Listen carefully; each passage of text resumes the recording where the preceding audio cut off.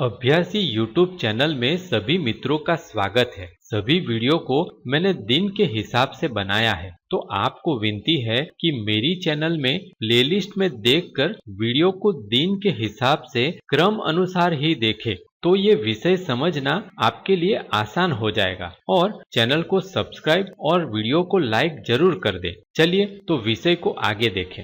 तो તમે અહીંયા જોઈ શકો કે આપણે ઇન્ક્લુડ ફાઇલ કેમ વાપરીએ છીએ એ આપણે જોવા માંગીએ છીએ। આપણે લખ્યું હતું હેઝમાર્ક ઇન્ક્લુડ અથવા આને પાઉન્ડ સાઇન પણ કહેવામાં આવે છે, પાઉન્ડ સાઇન ઇન્ક્લુડ, અને ત્યાર પછી આપણે એંગલ બ્રેકેટની અંદર ફાઇલ નેમ લખીએ છીએ। તો આ બાબત આપણે કેમ લખીએ છીએ એ આપણે જોવા માંગીએ છીએ। તો એની અંદર તમે જોશો કે આપણે શરૂઆતની અંદર આ એક થિયરી જોઈ ગયા કે જેની અંદર આપણે જોયું હતું કે આપણે એક સોર્સ કોડ લખીએ છીએ કે જેની અંદર આપણે આ કમાન્ડ લખીએ છીએ, એ કમ્પાઇલ થાય છે, એસએમએલ થાય છે અને એક ઓબીજે ફાઇલ બની જાય છે, અને એ ઓબીજે ફાઇલ આપણે આઈડીઈની અંદર આપણે રન કરીએ છીએ। તો તમે હમણાં જોયું કે આ આઈડીઈમાં આપણે ઓબીજે ફાઇલ કઈ રીતે રન કરવી, પણ અહીંયા આપણે જોયેલું હતું કે એક લિંક કરી અને એક્ઝિક્યુટેબલ ફાઇલ બનાવે છે। તો હવે આપણે એવું માની લઈએ કે આપણી આ ઓબીજે ફાઇલ છે એ માની લો કે 1 MBની છે। હવે 1 MB જેટલી સાઇઝની આપણે આ લખી હોય ઓબીજે ફાઇલ, એવું આપણે હમણાં માની લઈએ છીએ, અને આપણે એવું માની લઈએ કે આપણું જે સી અથવા C++નું આઈડી છે એ 10 MBનું છે। હવે 10 MBની અંદર તમે જુઓ તો અલગ અલગ પ્રોગ્રામ હોઈ શકે, જેમ કે સ્ટાન્ડર્ડ પ્રોગ્રામ હોઈ શકે 1 MBનો, કોન્સોલનો પ્રોગ્રામ હોઈ શકે 1 MBનો, ત્યાર પછી મેથેમેટિક્સ રિલેટેડ મેથનો પ્રોગ્રામ હોઈ શકે, ગ્રાફિકનો પ્રોગ્રામ હોઈ શકે, નેટવર્કિંગનો પ્રોગ્રામ હોઈ શકે, અને એવા બધા ઘણા બધા પ્રોગ્રામ એની અંદર હોઈ શકે। પણ અત્યારે મને એ બધા પ્રોગ્રામની જરૂર અહીંયા નથી। જો હું આ એમનેમ બનાવીશ તો શું થશે, તો કે આ 1 MBનો છે અને આ 10 MBનો છે, તો મારી આ જે ફાઇલ છે એક્ઝિક્યુટેબલ ફાઇલ એ 11 MBની થઈ જશે। કેમ? કારણ કે અહીંનો આ જે આખો પ્રોગ્રામ અને આ આખો પ્રોગ્રામ જો કોપી કરવામાં આવે તો બંને ભેગા કરીને કોપી કરે તો એ 11 MBનો થઈ જાય। પણ અત્યારે એમાંથી મને જેમ કે આ math.h છે કે graphic.h છે કે બીજા બધા ઘણા બધા નેટવર્ક વગેરેના જે પ્રોગ્રામ છે એની મને જરૂર નથી। તો પછી હું કઈ રીતે કોમ્પ્યુટરને બતાવી શકું કે મારે ફક્ત એકલી સ્ટાન્ડર્ડ ફાઇલ જોઈએ છે અને કોન્સોલ જોઈએ છે? તો એની માટે આપણે આ લખીએ છીએ હેઝમાર્ક ઇન્ક્લુડ stdio.h। તો હવે એંગલ બ્રેકેટની અંદર આપણે લખ્યું છે કારણ કે એ લોકોએ આપેલી ફાઇલને આપણે યુઝ કરીએ છીએ। આ સ્ટાન્ડર્ડ ઇનપુટ આઉટપુટ માટેની હેડર ફાઇલ આપણે યુઝ કરીએ છીએ, અને એ જ રીતે આપણે conio.h આપણે યુઝ કરીએ છીએ। જો આપણે વધારે બીજી જરૂર હોય તો આપણે math.h પણ આપણે વાપરી શકીએ અથવા graphic.h પણ વાપરી શકીએ। અને એ જ રીતે આપણે આપણી ફાઇલ બનાવીને રાખી હોય તો અહીંયા આપણે યાદ રાખવાનું છે કે આ એંગલ બ્રેકેટની અંદર આપણે નહીં લખીએ, પણ એને ડબલ ઇન્વર્ટેડ કોમામાં એટલે કોટ માર્ક્સની અંદર આપણે લખીશું જો આપણે બનાવેલી એચ ફાઇલ હોય, અને એ લોકોએ આપી દીધેલી હેડર ફાઇલ છે એ હેડર ફાઇલ આપણે વાપરીએ તો આને આપણે એંગલ બ્રેકેટની અંદર લખીશું। તો અહીંયા જો આપણે બે જ લખીએ છીએ, આપણે અગાઉના પ્રોગ્રામમાં જોઈ ગયા કે આપણે બે જ બાબત લખેલી હતી stdio.h અને conio.h। તો એનો મતલબ એમ થાય કે 1 MBની આ ફાઇલ, અને આપણે એવું માની લઈએ કે સ્ટાન્ડર્ડ આઉટપુટનો પ્રોગ્રામ 1 MBનો હોય ને કોન્સોલનો 1 MBનો હોય, તો પછી આ જે ફાઇલ છે એ ફક્ત 3 જ MBની થશે। આ જે ઇન્ક્લુડ કમાન્ડ છે એ શું કામ કરે છે, તો કે આ આઈડીની અંદરથી એટલે કે આપણી પાસે જે લાઇબ્રેરી છે આખી, એ લાઇબ્રેરીની અંદર ઘણો બધો પ્રોગ્રામ છે, એમાંથી આપણને જેટલો પ્રોગ્રામ જોઈતો હોય એટલો જ પ્રોગ્રામ આપણે આ એક્ઝિક્યુટેબલ ફાઇલની અંદર કોપી કરીશું અને આપણે વાપરીશું। બાકીનો બધો પ્રોગ્રામ જે છે એ છોડી દેવામાં આવશે, અને એટલા માટે આપણે આ ઇન્ક્લુડ ફાઇલ વાપરીએ છીએ। એમાં આપણે આપણા પોતાના ફંક્શન વગેરે લખીને પણ આપણી પોતાની જે હેડર ફાઇલ છે એ પણ બનાવી શકીએ છીએ, અને એ પણ આપણે આ રીતે ઇન્ક્લુડ કરી શકીએ છીએ। હવે આપણે એ જોઈએ કે આ જે બધી થિયરી આપણે જોઈ એ આપણે પ્રેક્ટિકલી કઈ રીતે કરી શકીએ। તો જો આપણે ઇન્ક્લુડ વગેરેનું પ્રેક્ટિકલ જોવા માંગતા હોય તો વિન્ડોઝ બેઝ મારું કમ્પ્યુટર છે કે જેની ઉપર હું સ્ટાર્ટ મેન્યુ પર ક્લિક આપું છું, અને અહીંયા ટર્બો C ચાલુ કરવા માટે TU લખું છું। જે હું TU લખીશ અહીંયા મને જોવા મળશે કે ટર્બો C++નું આ કમ્પાઇલર છે। તો અલગ અલગ કમ્પાઇલર વિશે મેં આગળના વિડીયોની અંદર બતાવેલું છે, તો એ તમે જોશો એટલે તમને ખ્યાલ આવશે કે કઈ રીતે આપણે બધા અલગ અલગ કમ્પાઇલર વાપરી શકીએ। પણ અત્યારે હું તમને આ ટર્બો C++ ચાલુ કરીને બતાવું છું। એટલે હું ટર્બો C++ જેવું ચાલુ કરીશ એટલે તમને જોવા મળશે કે આ રીતના સ્ક્રીન છે એ આવી જશે। હવે આની અંદર માઉસ વગેરે પણ ચાલશે, અને સાથે સાથે તમે જે આગળ શોર્ટકટ કી જોઈ ગયા એ શોર્ટકટ કી પણ આપણે વાપરી શકીશું। તો અહીંયા હું પહેલાં ફાઇલ મેન્યુમાં જઈશ અને પછી માઉસથી ક્લિક કરી અને આપણે ન્યૂ પણ બનાવી શકીએ। FNની અંદર ક્લિક કર્યું અને એટલા માટે અહીંયા મને જોવા મળે છે કે noname.00.cpp ફાઇલ બની ગયેલી જોવા મળે છે. તો હવે આની અંદર મારે ઇન્ક્લુડ વિશે જાણવું હોય તો આપણે ઓલરેડી આગળ જોઈ ગયા છે કઈ રીતે અહીંયા ઇન્ક્લુડ વગેરે લખવું. પણ હવે મારે તમને અત્યારે એ બતાવવું છે કે કઈ રીતે આપણે અલગ અલગ ઇન્ક્લુડ ફાઇલ વાપરી શકીએ અથવા કઈ રીતે ખબર પડે કે printf કમાન્ડ કયા ઇન્ક્લુડ ફાઇલની અંદર હશે અથવા કેટલી ઇન્ક્લુડ ફાઇલ છે એ વગેરે કઈ રીતે આપણને ખબર પડે. તો આપણે અહીંયા આ સ્ક્રીનની અંદર એટલે આપણે ફાઇલ એકવાર ઓપન કરી દઈશું અને ત્યાર પછી કીબોર્ડ પરથી Alt F1 કી દબાવીશું. જેવી આપણે Alt F1 કી દબાવીશું તો તમને જોવા મળે છે કે અહીંયા એક હેલ્પ સ્ક્રીન મને અહીંયા જોવા મળે છે અને અહીંયા માઉસ પણ ચાલી રહ્યું છે. તો માઉસની અંદર અહીંયા તમે જોશો તો આ હેડર ફાઇલ અહીંયા લખેલી છે. તો હું હેડર ફાઇલની ઉપર આમ ક્લિક કરીશ એટલે અહીંયા હેડર ફાઇલ સિલેક્ટ થઈ ગયેલી મને જોવા મળે છે અને ત્યાર પછી હું એની પર એન્ટર આપીશ તો મને અલગ અલગ બધી હેડર ફાઇલ બતાવવામાં આવશે કે કેટલી હેડર ફાઇલ તમે સીની સાથે વાપરી શકો છો. સીની અંદર આ બધી ઘણી બધી હેડર ફાઇલ આપણે વાપરી શકીએ છીએ. હવે જેમ કે આપણે જોઈએ કે stdio વિશે આપણે જાણીએ છીએ એટલે એના વિશે જોઈએ કે stdio.h ફાઇલ પણ અહીંયા બતાવવામાં આવેલી છે. હવે એની ઉપર હું ક્લિક કરીશ અને ત્યાર પછી હું કીબોર્ડ પરથી એન્ટર આપીશ તમને જોવા મળશે કે stdio.h ફાઇલની અંદર કેટલા કમાન્ડ રહેલા છે એ બધા અહીંયા તમને જોવા મળશે. જેમ કે અહીંયા બતાવે છે scanf છે કે getS છે કે printf કમાન્ડ છે એ છે. તો printf કમાન્ડ વિશે આપણે વધારે જાણવું હોય તો જો અહીંયા printfની ઉપર ક્લિક કરીશ અને ત્યાર પછી હું એન્ટર આપીશ તો મને આખી બાબત જોવા મળશે કે એ stdio.h ની અંદર છે અને અહીંયા હું જેમ ક્લિક કરતો જઈશ તો મને બતાવશે કે કઈ ઓપરેટિંગ સિસ્ટમ પર જેમ કે DOS છે, યુનિક્સ છે, NCC છે કે C++ છે એ બધાની અંદર હું વાપરી શકું આ કમાન્ડ કે ન વાપરી શકું એને વિશેની બધી માહિતી અહીંયા જોવા મળશે. હવે આ માહિતી તમે એક વખત જોઈ લો ત્યાર પછી અહીંયાથી આપણે ક્લોઝ કરીશું. બીજી બધી જે હેડર ફાઇલ છે એ હેડર ફાઇલોને પણ અહીંયાથી તમે શોધી શકો કે બીજી હેડર ફાઇલની અંદર કઈ માહિતી છે અને એ તમે કઈ રીતે વાપરી શકો. પણ જો તમને ખાલી કમાન્ડ જ ખબર હોય જેમ કે આપણે ઓલરેડી CLR SCR વિશે જોયું તો અહીંયા હું લખું કે CLR SCR અને પછી ઓપન બ્રેકેટ ક્લોઝ બ્રેકેટ અને ત્યાર પછી માઉસથી એની ઉપર ક્લિક કરીશ એટલે કર્સર અહીંયા આવી જશે અથવા તો તમે કર્સર કીથી પણ લાવી શકો અને ત્યાર પછી તમારે કીબોર્ડ પરથી Ctrl F1 કી દબાવવાની છે. પણ જો કે આ વર્ઝન છે એ પેલું DOS બોક્સની સાથે વપરાય છે એટલે કે Windows 7 અને Windows 8ની ઉપર બંનેની ઉપર વાપરી શકાય એવું આ વર્ઝન છે અને એટલા માટે આની અંદર Ctrl F1 કી નથી ચાલતી. એટલે જો તમે બીજું સાદું હશે તો તમે Ctrl F1 કી કરશો તો ચાલશે પણ આની અંદર નથી ચાલતી અને એટલા માટે હું અહીંયા કર્સર મૂકું છું અને ત્યાર પછી હું હેલ્પ ફાઇલમાં જઈશ અને અહીંયા જોશો કે ટોપિક સર્ચ તો હું આ ટોપિક સર્ચની ઉપર ક્લિક કરીશ તો મને બતાવશે કે CLR SCR ફંક્શન છે એ CLR SCR ફંક્શન conio.h ની અંદર આપવામાં આવેલું છે અને કઈ સિસ્ટમની ઉપર આપણે વાપરી શકીએ અહીંયા જોવા મળે છે કે આપણે ફક્ત DOS સિસ્ટમની ઉપર જ વાપરી શકીએ છીએ કારણ કે CLR SCR હવે બંધ કરી દેવામાં આવેલું છે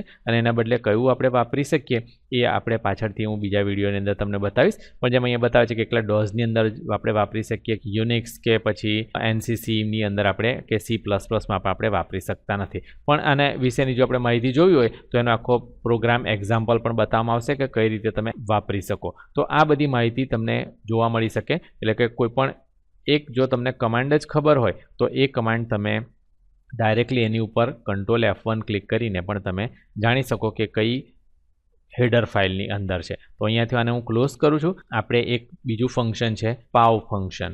હવે આ પાવર માટેનું ફંક્શન છે. કોઈ પણ વસ્તુ આપણે કોઈના પાવરમાં બતાવી હોય તો કઈ રીતે આપણે બનાવી શકીએ તો પાવ ફંક્શન લઈ અને ત્યાર પછી હું Ctrl F1 અથવા તો હું ફાઇલમાં જઈ અને અહીંયા ટોપિક સર્ચની ઉપર ક્લિક કરીશ તો મને બતાવશે કે પાવ ફંક્શન છે એ math.h ની અંદર છે અને અહીંયા મને એનું આખું બતાવે છે. આપણે ફંક્શન વગેરેના વિડીયો તમે જોઈ લેશો ત્યાર પછી તમને ખબર પડશે કે આ બધા જે લખેલું છે એનો અર્થ શું થાય છે. પણ અહીંયા તમે જોશો તો એની અંદર બતાવેલું છે કે અલગ અલગ સિસ્ટમમાં વાપરી શકીએ. અહીંયા એનો પ્રોગ્રામ પણ બતાવેલો છે કે કઈ રીતે આપણે વાપરી શકીએ. તો જો હવે આ પાવ ફંક્શન આપણે કઈ રીતે વાપરવું એ હું તમને બતાવું. હું આ અહીંયાથી કાઢી નાખું છું અને આ જે noname.cpp છે એને આપણે અહીંથી ક્લોઝ કરી દઉં છું અને અત્યારે આપણે સેવ નથી કરવું એટલે આપણે એને નો કરી દઈએ. જો કે મેં ઓલરેડી અમુક ફાઇલો બનાવીને રાખેલી છે તે હું તમને બતાવું. ફાઇલ મેન્યુમાં જઈશું આપણે અને ઓપન કરીશું અથવા તો તમે F3 કી પ્રેસ કરી શકો. પછી આપણે અહીંયા આવું લખી દઈશું કે c:/tc pnds/star.c. હવે મારે C ફાઇલો ઓપન કરવી છે એટલે હું અહીંયા C એક્સટેન્શન લખીશ. જો તમારે C++ ફાઇલ ઓપન કરવી હોય તો તમે CPP પણ લખી શકો. હવે અહીંયા હું એન્ટર આપીશ એટલે મને આ બધી મારી ફાઇલ જોવા મળશે કે જેની અંદરની મારે બીજા નંબરની ફાઇલ ઓપન કરવી છે. એટલે મેં સિલેક્ટ કરી અને ત્યાર પછી હું ઓપનની ઉપર અથવા તો એન્ટર આપું તો પણ એ ઓપન થઈ જશે.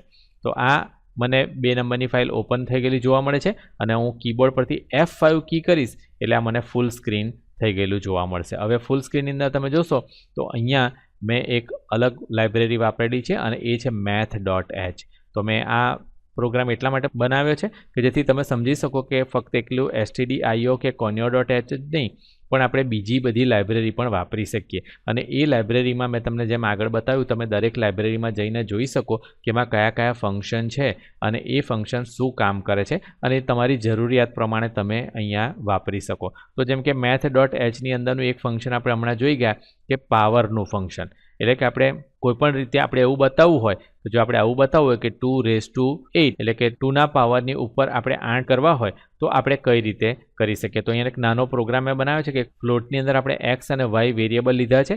જો કે તમને અત્યારે આ આખા પ્રોગ્રામમાં ખબર ના પડે તો વાંધો નહીં કારણ કે આપણે આ બધું અત્યારે શીખ્યા નથી. હું ફક્ત તમને ઇન્ક્લુડ ફાઇલ કેવી રીતે વાપરવાની એ સમજાવવા માંગુ છું. એટલે આપણે અહીંયા ઇન્ક્લુડ લખ્યું કે math.h અને ત્યાર પછી અહીંયા એમાંનું એક ફંક્શન વાપર્યું પાવ ફંક્શન એટલે કે પાવરવાળું ફંક્શન. અને હું રન કરવા માટે હું કીબોર્ડ પરથી હું Alt+R કમાન્ડ આપીશ એટલે તમને જોવા મળશે કે આ રન થયું છે અને અહીંયા મને ઉપર તમે જોઈ શકો છો કે 2 કરીએ તો 256 જે આન્સર આવે છે એ અહીંયા જોવા મળે છે. આ રીતે આપણે શું કરી શકીએ તો કે કોઈપણ જે લાઇબ્રેરી ફંક્શન છે એ લાઇબ્રેરી ફંક્શન આપણે વાપરી શકીએ એ આ પ્રોગ્રામ પરથી તમે જોઈ શકો છો. તો હવે હું આ ફાઇલને ક્લોઝ કરી દઈશ. એટલે મેં Alt+F3 થી આ ફાઇલ ક્લોઝ કરી દીધી અને હું તમને એક બીજી ફાઇલ ઓપન કરીને બતાવું. એટલે હું કીબોર્ડ પરથી F3 કી પ્રેસ કરીશ ત્યાર પછી એન્ટર આપીશ અને અહીંયા 3 નંબરની ફાઇલ હું તમને બતાવું. આ જે 3 નંબરની ફાઇલ છે એની અંદર મેં તમને એ બતાવ્યું છે કે આપણે પોતાની લાઇબ્રેરી કઈ રીતે બનાવી શકીએ. તો આપણે અગાઉ જોઈ ગયું કે જેમ કે એ લોકોએ જે આપેલા ફંક્શન છે એટલે કે પાવ વગેરે એ આપણે યુઝ કરી શકીએ math.h ની અંદર. પણ તમે અહીંયા જોશો તો અહીંયા તમને ઇન્ક્લુડની અંદર મેં pnds મારી કંપનીનું નામ છે pn ડેટા સિસ્ટમ તો મેં એક pnds.h નામની ફાઇલ બનાવી છે અને એને ડબલ ઇન્વર્ટેડ કોમાની અંદર લખેલું છે. તો આની અંદર એક ફંક્શન આપણે લખેલું છે અને એ ફંક્શન આપણે અહીંયા કોલ કરાવીએ છીએ. તો હું F5 કી કરી અને પહેલાં આને ફૂલ સ્ક્રીન કરી દઈશ તો એ જોવા મળે છે કે એકદમ નાનો પ્રોગ્રામ છે. એક લાઇન આપણે printfમાં લખ્યું છે કે this line is in C file એવું આપણે એક મેસેજ આપ્યો છે અને ત્યાર પછી માય ફંક્શન મેં બોલાવ્યું છે. તો હવે આ જે ફંક્શન છે એ ફંક્શન મારી પોતાની બનાવેલી ફાઇલની અંદર છે. તો આ ફાઇલ જો હું તમને બતાવું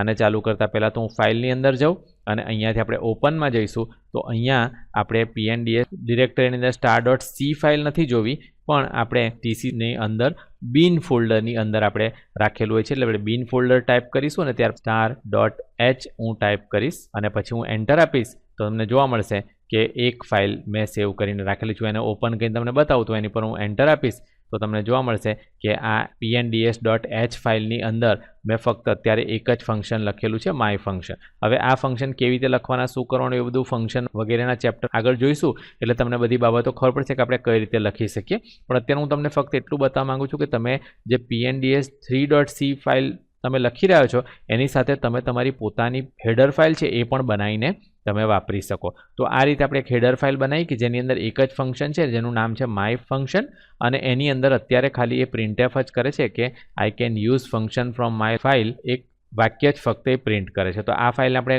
ક્લોઝ કરી દઈશું અને આ ફાઇલ મેં બિન ડિરેક્ટરીની અંદર રાખેલી છે. હવે એને ઇન્ક્લુડ કરવા માટે આપણે ડબલ ઇન્વર્ટેડ કોમા વાપર્યા અને પછી આપણે અહીંયા યુઝ કર્યું માય ફંક્શન. તો હવે અહીંયા આપણે આ ફાઇલને હું જો રન કરવા માંગુ એટલે Alt+R કરીને રન કરીશ તો તમને જોવા મળે છે કે અહીંયા 2 લાઇન પ્રિન્ટ થયેલી જોવા મળે છે. પહેલી લાઇન છે કે this line is in C file એ આપણા મેઇન ફાઇલની અંદર છે અને ત્યાર પછી I can use function from my file એ આપણે pnds નામની જે ફાઇલ છે એમાંથી આવે છે. તો હું એન્ટર આપી અને પાછો આની અંદર આવી જઈશ. તો હવે તમને ખબર પડી હશે કે કઈ રીતે આપણે પોતાની ઇન્ક્લુડ ફાઇલ બનાવી અને એને વાપરી શકીએ. તો આ ફંક્શન વગેરે કેવી રીતે લખવા એ બધા આપણે ફંક્શનના ચેપ્ટરની અંદર વધારે સારી રીતે જોઈશું. પણ આ વિડીયોથી તમને ખબર પડી હશે કે કઈ રીતે તમે હેલ્પ ફાઇલની અંદર જઈને તમે અલગ અલગ હેડર ફાઇલો છે એ હેડર ફાઇલોની અંદર કયા કયા ફંક્શન રહેલા છે એ જોઈ શકો એ જાણી શકો અને તમે તમારી પોતાની હેડર ફાઇલ પણ લખી શકો. તો હવે આશા છે કે તમને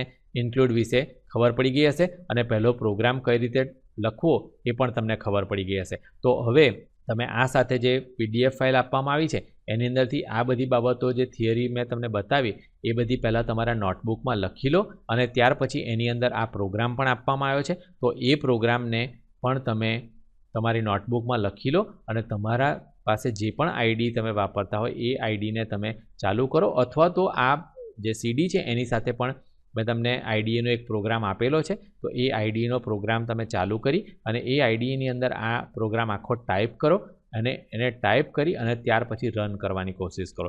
અને રન કરશો ત્યારે તમને કંઈ પણ જો મિસ્ટેક વગેરે એરર આવે તો એ એરરને તમે સુધારવાની કોશિશ કરો અને એ રીતે તમે ટ્રાયલ એરરનો મેથડ છે, ટ્રાયલ એરરથી તમે પ્રોગ્રામને વારંવાર રન કરીને તમે પોતાની ભૂલો સુધારી અને શીખવાની કોશિશ કરશો તો જ તમને જે પ્રોગ્રામિંગ છે એ સૌથી સારી રીતે આવડશે. તો આશા છે હું તમને જે વિનંતી કરી રહ્યો છું એ પ્રમાણે તમે આ પ્રોગ્રામ सीखવાનું ચાલુ રાખશો.